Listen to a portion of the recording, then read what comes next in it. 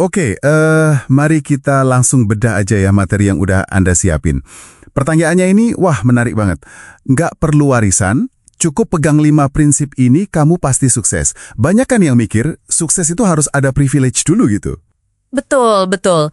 Padahal sumber-sumber ini justru bilang, sukses itu bisa banget dibangun loh. Bukan sesuatu yang cuma bisa diwariskan. Nah, itu dia. Jadi misi kita di Deep Dive kali ini, kita mau coba saring ya 5 pilar penting dari materi ini. Biar jadi panduan praktis gitu, gimana sih caranya bangun sukses dari nol? Siap nih? Siap dong, mari kita mulai. Oke, pilar pertama ini, yang disorot itu soal mindset. Tapi bukan cuma positive thinking biasa kan ya? Ini lebih ke, apa namanya?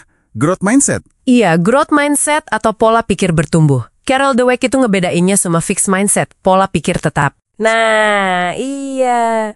Sementara kalau growth mindset, kita percaya kemampuan itu bisa dikembangin lewat usaha. Jadi kalau gagal ya udah itu data buat belajar lagi, bukan akhir dunia. Masuk akal. Dan ini penting banget loh. Ini bukan sekedar sikap positif, tapi ini tuh aset strategis. Kenapa? Karena growth mindset ini ningkatin ketahanan mental, kinerja, bahkan kreativitas juga. Jadi kayak efek domino gitu ya.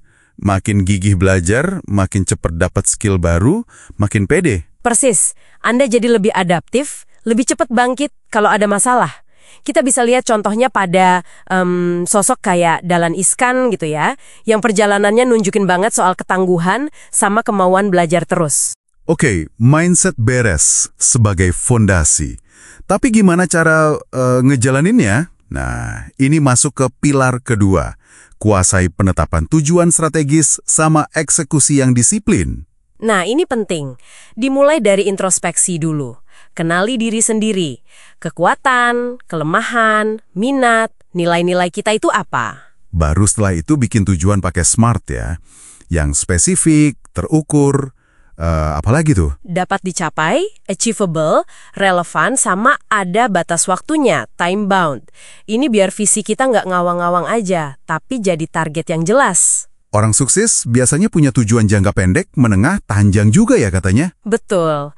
Kombinasi introspeksi, tujuan SMART, sama eksekusi disiplin ini yang jadi jembatan antara mimpi sama kenyataan. Ini cara kita ganti warisan eksternal pakai ketajaman strategis internal. Jadi ini kayak framework yang bisa ditiru siapa aja ya? Sip. Strategi udah, eksekusi siap, tapi kan butuh bensin juga nih. Nah, pilar ketiga, pengelolaan keuangan cerdas dan diversifikasi pendapatan. Ini dia, soal duit. Nasihat klasik dari Warren Buffett sering muncul di sini. Jangan sampai punya utang konsumtif yang bunganya tinggi. Itu bahaya banget. Mending duitnya buat investasi ya. Katanya mulai sedini mungkin biar efek compoundingnya kerasa. Nah, persis. Biar uangnya kerja buat kita juga. Fokus juga sama kualitas investasinya. Jangan asal ikut-ikutan. Pahami apa yang Anda investasikan. Dan jangan cuma ngandelin satu sumber pemasukan aja kan. Harus diversifikasi. Wajib itu. Biar lebih stabil dan gak gampang goyah kalau satu sumber lagi seret. Ciptain berbagai aliran pendapatan. Ada yang aktif, ada yang pasif. Contoh pasif itu kayak gimana sih? Jual foto online, bikin e-book, gitu. Bisa itu. Atau bikin konten, sewa properti kalau punya, investasi saham, affiliate marketing. Banyak deh pilihannya. Prinsip Buffett tadi kalau diterapin ke sini, wah bisa kuat banget pondasi finansial kita. Oke, finansial mulai aman. Tapi kan sukses nggak cuma soal diri sendiri sama duit ya.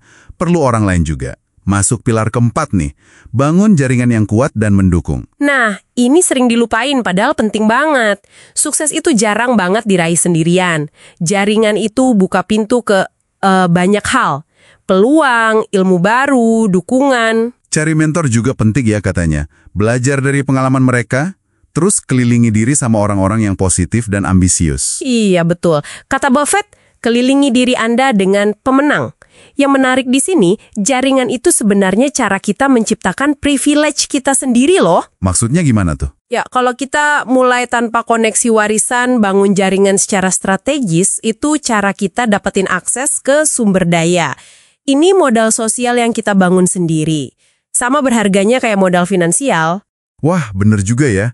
Kayak mungkin Bu Susi Pujiastuti gitu ya, bangun jaringannya dari bawah banget di industrinya. Bisa jadi contoh kayak gitu. Oke, modal sosial, modal finansial udah. Tapi dunia kan berubah cepet banget. Biar nggak jadi jadul, gimana nih? Pilar kelima, pengembangan keterampilan berkelanjutan dan kemampuan beradaptasi. Nah ini dia, belajar seumur hidup itu bukan pilihan lagi, tapi udah jadi keharusan strategis. Skill kita bisa cepet usang soalnya. Jadi harus fokus kembangin skill yang relevan sama pasar ya. Mau itu hard skill teknis atau soft skill kayak komunikasi, leadership gitu. Betul banget. Ini strategi anti usang kita. Dengan terus belajar dan adaptasi, nilai kita nggak cuma bertahan, tapi malah bisa naik terus. Ini gantiin jaring pengaman warisan pakai keamanan dari pertumbuhan diri kita sendiri. Kemampuan belajar dan adaptasi jadi aset paling penting ya. Tepat sekali. Kayak para pendiri startup teknologi gitu kan. Contohnya William Tanuwijaya. Mereka harus terus belajar dan adaptasi biar perusahaannya relevan. Itu aset yang sepenuhnya bisa kita kontrol dan kembangin sendiri. Oke, jadi kalau kita rangkum nih ya, 5 pilar buat sukses tanpa ngandelin warisan itu adalah: pertama, punya growth mindset yang kuat. Kedua, kuasai penetapan tujuan yang strategis dan eksekusi yang disiplin. Ketiga, kelola keuangan dengan cerdas dan jangan lupa diversifikasi pendapatan. Keempat, bangun jaringan yang kuat dan saling mendukung secara strategis. Dan kelima, terus kembangkan keterampilan dan kemampuan beradaptasi. Pesan utamanya sih jelas banget ya dari semua ini. Sukses itu hasil dari konsistensi ngejalanin prinsip-prinsip ini. Bukan hak lahir, tapi lebih ke konsekuensi dari pilihan dan usaha kita sendiri. Nah, bener banget. Sekarang buat Anda yang dengar ini, kami mau lempar pertanyaan refleksi aja. Setelah dengar 5 pilar ini, dan mungkin ingat cerita inspiratif kayak Pak Dahlan Iskan, Bu Susi, atau Mas William Tanuwijaya yang mulai dari nol, kira-kira prinsip mana nih yang paling klik atau paling kerasa perlu banget buat Anda prioritaskan sekarang? Dan yang lebih penting lagi, langkah paling kecil apa yang bisa Anda mulai lakuin buat nerapin prinsip itu? Mungkin bisa dimulai hari ini juga. Coba direnungkan ya.